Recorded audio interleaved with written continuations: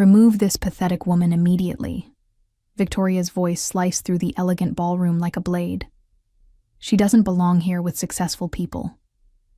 The champagne flute trembled in my hand as I stood frozen near the entrance of the Grandview Hotel's main ballroom in Charlotte, North Carolina. I had just arrived at what was supposed to be my husband Trevor's company celebration, wearing my finest navy dress and genuine smile. Instead, I found myself witnessing a conversation that shattered everything I thought I knew about my 20-year marriage. "My name is Simone Delgado. I'm 48 years old, and I had just discovered that my husband's business associates, and apparently his mistress, saw me as nothing more than dead weight." Victoria Sterling, a blonde woman in her 30s with sharp features and an even sharper tongue, continued her performance for the small crowd gathered around her. "That's the worthless wife who holds Trevor back," she announced with practiced cruelty, gesturing in my direction without even looking at me. "If he had any sense, he would have divorced her years ago. She contributes absolutely nothing to his success." The group around her included several faces I recognized from Trevor's office, people who had smiled at me during company picnics and holiday parties. Now they nodded along with Victoria's assessment, their expressions ranging from amused to uncomfortable. I felt my cheeks burn with humiliation, but something deeper stirred within me. These people had no idea who they were talking about. Trevor appeared at Victoria's side, his arm sliding possessively around her waist. In that moment, watching him pull her close while she continued to mock me, I understood that this wasn't just office gossip or a momentary indiscretion. This was a woman who felt comfortable enough to publicly humiliate his wife while he stood there and allowed it. "Simone shouldn't even be here," Trevor said quietly, though not quietly enough. "This is a business event." His words hit me like a physical blow. 20 years of marriage, and he spoke about me as if I were an unwelcome intruder at his success. The irony was so bitter I almost laughed. If only they knew the truth about who really funded Trevor's rise to prominence, who had been the silent partner behind every major deal, every expansion, every triumph they were celebrating tonight. I set down my champagne flute on a nearby table and walked calmly toward the exit. No scene, no confrontation, no tears. As I passed their group, I caught Victoria's smug smile and Trevor's guilty glance. Neither of them had any idea what storm they had just unleashed. The evening air outside felt cleaner somehow, and as I drove home to our house in Myers Park, I was already making plans. The drive home gave me time to process what I had witnessed, but more importantly, it gave me time to remember exactly who I was before I became Trevor's wife. 25 years ago, I had been Simone Delgado, a shrewd business strategist who had turned a small consulting firm into a multi-million-dollar enterprise. When I met Trevor at a networking event in 1999, he was a mid-level manager at a struggling manufacturing company called Kristen Global, drowning in debt and poor decisions. Our courtship had been whirlwind romance mixed with business strategy sessions. Trevor was charming, ambitious, and desperately in need of someone who understood how to navigate complex financial waters. I found his enthusiasm endearing and his potential undeniable. When we married in 2004, I made what I thought was a romantic gesture. I quietly invested $12 million of my own money into Kristen Global, purchasing a 30% stake through a shell company I controlled. Trevor never knew the full extent of my involvement.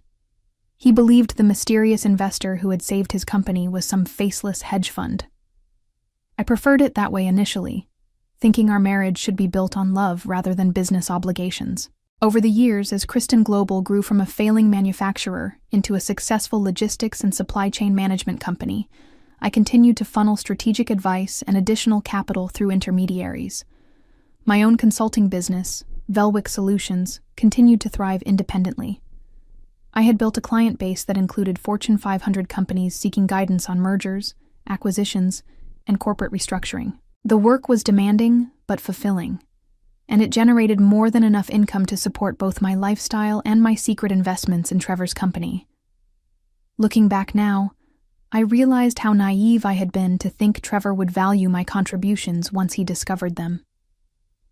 Instead, he had grown increasingly dismissive of my work over the years, referring to my consulting as playing office, and suggesting I should focus more on supporting his career. The most painful part was how he had begun to believe his own revised history, where his success was entirely self-made. As I pulled into our driveway, I noticed Trevor's Mercedes was still absent. He was probably still at the celebration, basking in praise for achievements that my money and strategic guidance had made possible. Victoria was likely still there too, playing the role of the supportive companion she believed she was destined to become. I unlocked the front door and headed straight to my home office. 20 years of marriage were about to end, but not before I reclaimed everything that was rightfully mine. Trevor had made a critical error tonight. He had forgotten that the woman he was so eager to discard was the same woman who held the keys to his entire empire. My home office had always been my sanctuary, a space where I conducted the business that Trevor and his colleagues dismissed so casually. Tonight it became my war room. I powered up my computer and pulled out the secure files I kept in a locked cabinet, documents that Trevor had never bothered to ask about and certainly never thought to examine. The paperwork told a story that would have shocked every person at that celebration. Velwick Solutions wasn't just my independent consulting firm. It was the parent company of Shadow Creek Investments, the mysterious hedge fund that owned 30% of Kristen Global. Over the past 20 years, my additional investments had increased that stake to 42%, making me the largest single shareholder in my husband's company. The financial records painted an even starker picture. The joint accounts Trevor and I shared contained nearly $800,000, but what he didn't realize was that I was the one who had been funding those accounts. My consulting income had supported our lavish lifestyle, while his salary from Kristen Global had been modest at best. Even his recent bonus, the one they were celebrating tonight, existed because of cost-saving strategies I had anonymously provided through my business contacts. I opened my laptop and began accessing our shared financial accounts. The first step was simple. I transferred every dollar from our joint checking and savings accounts to my personal business account. $837,000 moved with a few keystrokes. Trevor's personal account contained about $15,000, money from his most recent paycheck. Next, I called Harrison Webb, my corporate attorney, despite the late hour. Harrison had handled my business affairs for over 15 years and was accustomed to urgent situations. "Simone," he answered on the second ring. "This is unexpected. Is everything all right?" "Harrison, I need you to prepare immediate paperwork for several actions. First, I want to divest my stake in Kristen Global effective tomorrow morning. All 42%. I want it sold to their primary competitor, Draythorn Industries." There was a pause. "That's a significant decision. May I ask what's prompted this?" "My marriage is over, and I'm removing myself from all business entanglements with Trevor. He's made it clear he doesn't value my contributions, so I'm withdrawing them completely." "Understood. Draythorn will likely jump at the opportunity to acquire that stake. It would give them considerable leverage over Kristen Global's operations. What else do you need?" "Cancel the Meridian project contract. Velwick Solutions was set to provide consulting services worth $2.5 million to Kristen Global next quarter. I want that agreement terminated immediately. Consider it done. Anything else?" "Yes. I want divorce papers prepared and served tomorrow afternoon. I'll email you the details, but I want this handled quickly and efficiently." After ending the call, I sat back in my chair and allowed myself a moment of satisfaction. In the span of 30 minutes, I had effectively dismantled the financial foundation of Trevor's life. Tomorrow, he would discover that his mysterious investor had been his wife all along, and that same wife had just handed his biggest competitor the power to destroy everything he had built. The next morning arrived with unusual clarity. I had slept better than I had in months, which surprised me given the magnitude of what I had set in motion. By 7 a.m., I was dressed in one of my sharpest business suits and reviewing the final paperwork Harrison had sent over during the night. Everything was in order. the divestment papers, the contract cancellations, and the divorce filing.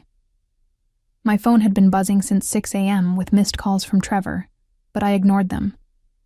He would have discovered the empty bank accounts by now, probably when his morning coffee purchase was declined.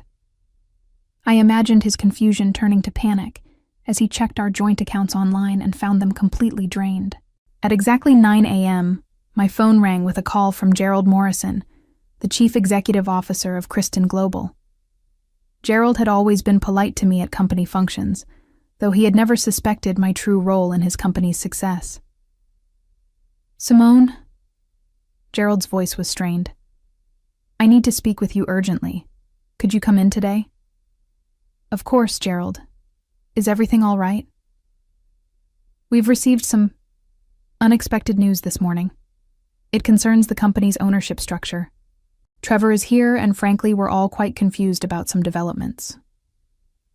I checked my watch. Harrison would have submitted the divestment paperwork to Draythorn Industries at market opening. By now, Kristen Global's leadership would be learning that their largest investor had sold their stake to their primary competitor. "I'll be there within the hour," I said. The drive to Kristen Global's headquarters gave me time to prepare for what would undoubtedly be a confrontational meeting. I had spent 20 years watching Trevor take credit for successes that my money and guidance had made possible. Today, he would learn the truth about who had really been running the show. When I arrived at the sleek downtown office building, Trevor was waiting in the lobby, his face flushed, and his usually perfect hair disheveled.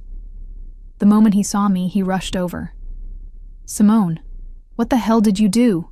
he demanded, his voice echoing in the marble-lined space. "The bank accounts are empty, and Gerald is saying something insane about our primary investor selling to Draythorn. This has to be some kind of mistake." I looked at him calmly. "There's no mistake, Trevor. I emptied our accounts because they were funded by my income, and I sold my stake in Kristen Global because I no longer wish to be involved with the company." His face went pale. "What are you talking about? Your stake? You don't own any part of Kristen Global." "Actually, I owned 42% until this morning. Shadow Creek Investments, the mysterious hedge fund that saved your company 20 years ago. That was me, Trevor. Every major capital injection, every strategic decision that turned this company around. That was my money and my guidance." Trevor stared at me as if I had spoken in a foreign language. "That's impossible. You're a consultant. You don't have that kind of money. I built Velwick Solutions into a multi-million-dollar firm before I met you. While you were struggling as a mid-level manager, I was already successful. I invested in your company because I believed in you, and I continued to support it because I thought we were partners. Last night, I realized how wrong I was. Security guards were approaching, probably called by someone who had noticed our increasingly heated conversation in the lobby. Trevor grabbed my arm, his grip tight enough to bruise. "You can't do this to me," he said desperately. "Victoria was just talking last night. She didn't mean anything by it. This is my company." I pulled my arm free. "No, Trevor. It was my company. Now it belongs to Draythorn Industries, and they're going to do whatever they want with it, including, I suspect, removing executives who can't justify their positions." The elevator ride to Gerald's office was the longest of Trevor's life, judging by his increasingly frantic expressions. I remained calm, even peaceful. 20 years of hidden resentment and suppressed frustration were finally being released, and the sensation was intoxicating. Gerald Morrison's corner office normally commanded respect with its panoramic view of Charlotte's skyline, but today, the atmosphere was thick with tension. Victoria Sterling was there, seated near the window, her confident demeanor from the previous night notably absent. She looked up when we entered, her face a mask of barely controlled anxiety. "Simone," Gerald began carefully, "I've been trying to understand the situation. We received notification this morning that Shadow Creek Investments has sold their 42% stake in Kristen Global to Draythorn Industries. This is unprecedented. It's also devastating," added James Fletcher, the chief financial officer, who was pacing near Gerald's desk. Draythorn now controls nearly half our company. They could force a merger, dissolve key contracts, even restructure our entire leadership team. Trevor slumped into a chair, his face ashen. Simone, please tell them this is some kind of misunderstanding. You can't possibly be Shadow Creek Investments. I opened my briefcase and withdrew a folder containing 20 years of documentation. These are the financial records showing every investment Shadow Creek made in Kristen Global, along with the strategic recommendations that accompanied each capital injection. You'll find that every major success this company has achieved can be traced back to those recommendations. Gerald examined the documents, his eyes widening as he recognized financial strategies that had been implemented over the years. These projections, these market analyses, they're identical to the reports Shadow Creek provided. How is this possible? Because I wrote them, I said simply. Shadow Creek Investments was my way of supporting Trevor's career without damaging his pride. I thought it was romantic at the time. The successful wife secretly funding her husband's dreams. I realize now how foolish that was. Victoria finally spoke, her voice lacking its previous confidence. You're saying you've been secretly controlling this company for 20 years? Not controlling, supporting. There's a difference, though I don't expect you to understand it. I turned to face her directly. Last night, you called me a worthless wife who contributes nothing to Trevor's success. You suggested I should be removed from his life. I decided to take your advice. Trevor stood up suddenly, his chair scraping against the floor. This is insane. You can't destroy my entire career because of something Victoria said at a party. I'm not destroying your career, Trevor. I'm simply removing my contributions from it. If your career can't survive without my money and guidance, then perhaps it wasn't as solid as you believed. James Fletcher was still reviewing the financial documents. The Meridian project contract was also canceled this morning. Velwick Solutions was set to provide consulting services worth $2.5 million. That was scheduled to be our largest contract next quarter.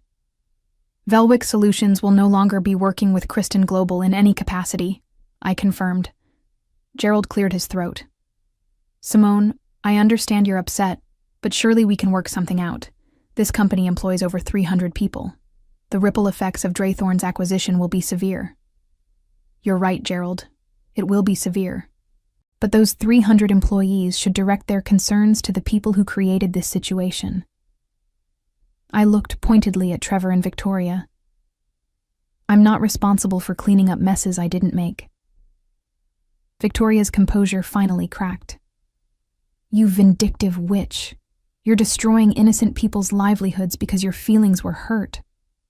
I smiled at her, the same calm smile I had worn while emptying the bank accounts. No, Victoria. I'm simply taking back what was always mine. The innocent people you're worried about will land on their feet. The guilty ones, however, might find the landing a bit rougher. The silence in Gerald's office stretched uncomfortably as the full implications of my actions sank in. Trevor sat slumped in his chair, staring at the financial documents as if they might somehow change before his eyes. Victoria had moved to stand behind him, her hand on his shoulder, in a gesture that might have looked supportive if her face wasn't twisted with barely controlled rage. Gerald broke the silence first. Simone, I need to ask directly. Is there any way to reverse this? Can you buy back the stake from Draythorn? Even if I wanted to, which I don't, Draythorn has already begun implementing changes. They've been waiting for an opportunity like this for years. By next week, they'll have installed their own management team and started restructuring operations to align with their business model. James Fletcher looked up from his calculator. Without the Meridian project contract and with Draythorn controlling our operations, we're looking at potential layoffs within the next 60 days. The numbers don't work anymore. Trevor finally found his voice. Simone, please. I know last night was terrible, but this affects everyone. These people are innocent. Are they? I asked calmly. Let me read you something. I pulled out my phone and scrolled to the voice recording I had made the previous night. Victoria, Would you like to hear your own words from last night's celebration? Victoria's face went white. You recorded us? I recorded a public conversation in a public space. Perfectly legal. I pressed play, and Victoria's voice filled the office. That's the worthless wife who holds Trevor back. If he had any sense, he would have divorced her years ago. She contributes absolutely nothing to his success. The recording continued with Trevor's voice adding, Simone shouldn't even be here. This is a business event. Gerald's expression darkened as he listened. James Fletcher shook his head in apparent disgust. These were their colleagues hearing for the first time exactly how Trevor and Victoria had spoken about me in front of the entire leadership team. I also have recordings of several other conversations from that evening, I continued. Conversations where various employees discussed how I was dead weight and how Trevor would be better off without me. Apparently, this sentiment has been building for quite some time. Trevor stood up abruptly. Those people don't know what they're talking about. They don't understand our situation. You're right, Trevor. They don't understand that their jobs existed because of my money. They don't understand that their bonuses were paid with profits generated by strategies I developed. They don't understand that the dead weight they were mocking was actually the foundation holding up their entire company. Victoria stepped forward, her earlier fear replaced by desperation. Look, maybe I said some things I shouldn't have. I was drinking, and the conversation got out of hand. But you can't destroy an entire company because of one stupid comment. One comment? I laughed, and the sound was not pleasant. Victoria, you've been poisoning Trevor against me for months. You've been positioning yourself as his future wife while publicly humiliating his current one. Last night wasn't an isolated incident. It was the culmination of a pattern. I gathered my papers and stood to leave. I'll be serving divorce papers this afternoon, Trevor. I suggest you find a good attorney, though I'm not sure how you'll pay for one. Your salary from Kristen Global will likely disappear when Draythorn restructures, and as you'll discover, all of our other assets were purchased with my money. As I reached the door, Trevor called out desperately, What about the house? What about our retirement accounts? I turned back one final time. The house is in my name. The retirement accounts were funded by my income. You'll find that very little of what you considered ours was actually legally yours. I paused, letting that sink in. You might want to call Victoria's parents. I suspect you're going to need somewhere to stay. I was back home by 11 a.m., and the sense of liberation was overwhelming. 20 years of suppressed frustration and hidden resentment had been released in the span of 18 hours, and I felt lighter than I had in decades. My phone had been ringing constantly since I left Gerald's office, but I ignored every call. The house felt different now, not like a shared space I had to navigate diplomatically, but like my sanctuary. I walked through each room, mentally cataloging what belonged to me and what Trevor might try to claim. The artwork, the furniture, even his precious home theater system, all purchased with my income, while he contributed his modest salary to what he believed were our joint expenses. At noon, Harrison Webb called with an update. The divorce papers have been served. Trevor was still at his office, apparently in meetings with Draythorn representatives. The process server said he looked quite shaken when he received them. And the financial separation? Complete. Every asset purchased with your income has been legally secured. Trevor's personal possessions are limited to his clothing, his car, and about $15,000 in his personal checking account. Everything else belongs to you. I poured myself a glass of wine, a 2015 Bordeaux that cost more than Trevor's monthly car payment, and allowed myself to savor the moment. For 20 years, I had been the silent partner, the hidden supporter, the woman behind the man. Now, Trevor would discover what life looked like without that support. My phone buzzed with a text message from an unknown number. This isn't over. You've made a huge mistake. I recognized Victoria's vindictive tone even in text form. I typed back, You're right. It isn't over. It's just beginning. Then I blocked the number and settled into my favorite chair to watch the afternoon unfold. At 3 p.m., I heard a car door slam in my driveway. Through the window, I watched Trevor stumble out of his Mercedes, his face flushed, and his movements unsteady. He had been drinking, probably at some downtown bar after receiving the divorce papers. Victoria emerged from the passenger seat, her designer heels clicking frantically on the pavement as she tried to keep up with his erratic pace. Trevor began pounding on the front door. "Simone, open this door right now. We need to talk." I remained seated, calmly sipping my wine and watching through the security camera feed on my phone. Trevor's desperation was evident in every gesture, every shouted demand. This was a man who had just realized that his entire life had been built on a foundation he never understood. "I know you're in there," he yelled. "You can't just destroy everything we've built together." Victoria joined in, her voice shrill with panic. "This is insane. You're going to regret this. No one destroys a marriage over one stupid comment." I picked up my phone and dialed 911.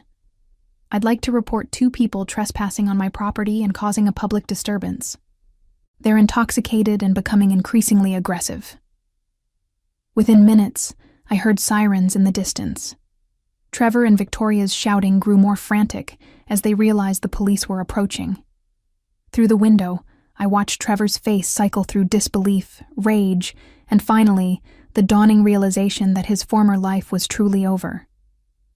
The police officers were professional and efficient.